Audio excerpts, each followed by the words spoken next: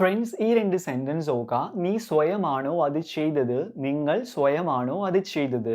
ഈ രണ്ട് സെൻറ്റൻസുകൾ എങ്ങനെയാണെന്ന് നമുക്ക് നോക്കാം. ഇംഗ്ലീഷിൽ വരാം. ഇത് തെറ്റാൻ ചാൻസ് ഉണ്ട്. ഓക്കെ, ഇവിടെ നമ്മൾ യുവർ സെൽഫ് എന്നതും അതുപോലെ തന്നെ യുവർ സെൽവ്സ് എന്നും വെച്ചിട്ടാണ് നമ്മൾ സെൻറ്റൻസ് യൂസ് ചെയ്യുക. നമ്മൾ സെൻറ്റൻസ് ക്രിയേറ്റ് ചെയ്യുക. സോ എന്താണ് യുവർ സെൽഫും എന്താണ് യുവർ സെൽവ്സും എന്ന് നമുക്ക് നോക്കാം.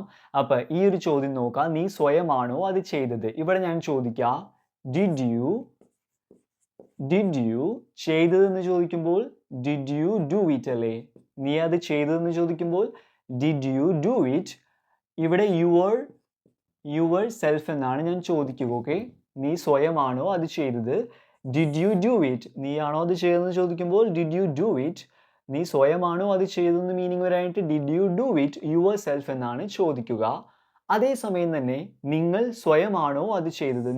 നിങ്ങൾ സ്വയമാണോ അത് ചെയ്തതെന്ന് ചോദിക്കുമ്പോൾ ഇതേപോലെ തന്നെയാണ് ഞാൻ ചോദിക്കുക, did you do it your self എന്നതിന് പകരം ഇവിടെ ഞാൻ ചോദിക്കുക യുവർ സെൽഫ്സ് എന്നാണ് ഞാൻ ചോദിക്കുക. ഓക്കെ, എങ്ങനെയാണ് വന്നത്? Did you do it your selves എന്നാണ് വന്നത്. കാരണം എന്താണെന്ന് വെച്ച് കഴിഞ്ഞാൽ ഇവിടെ ഞാൻ ഡിഡ് യു, ഓക്കെ, യു ഞാൻ ചോദിച്ചപ്പോൾ ഒരാളോടാണ് ഞാൻ ചോദിച്ചത്. ഓക്കെ, ഒരു വ്യക്തിയോട്. ഓക്കെ, മിസ്റ്റർ എയോടാണ് ഞാൻ ചോദിച്ചത്. ഓക്കെ, നീയാണോ ഇത് സ്വയം ചെയ്തത്? അപ്പോൾ did you do it yourself. ഒരാളോടായതുകൊണ്ട് ഞാൻ യുവർ സെൽഫ് എന്നാണ് ഞാൻ ചോദിക്കുക, സ്വയമാണോ എന്ന് ചോദിക്കാനായിട്ട്. അതേസമയം തന്നെ നിങ്ങൾ സ്വയമാണോ അത് ചെയ്തത്? ഇപ്പം ഞാൻ ചോദിച്ചത് മിസ്റ്റർ എ ഉണ്ട്, മിസ്റ്റർ ബി ഉണ്ട്, മിസ്റ്റർ സി ഉണ്ട്, 3 പേരോടായിട്ടാണ് ഞാൻ ചോദിച്ചത് നിങ്ങൾ സ്വയമാണോ അത് ചെയ്തത്. അപ്പം നിങ്ങൾ എന്ന് പറയുമ്പോൾ എന്താണ് അറിയാം, ഒന്നിൽ കൂടുതൽ ആളുകളുണ്ട്. അപ്പം ഞാൻ എന്താണ് ഇവിടെ ഞാൻ യു കൊണ്ട് മീൻ ചെയ്തത് 3 ആളോടാണ് ഞാൻ ചോദിക്കുന്നത്.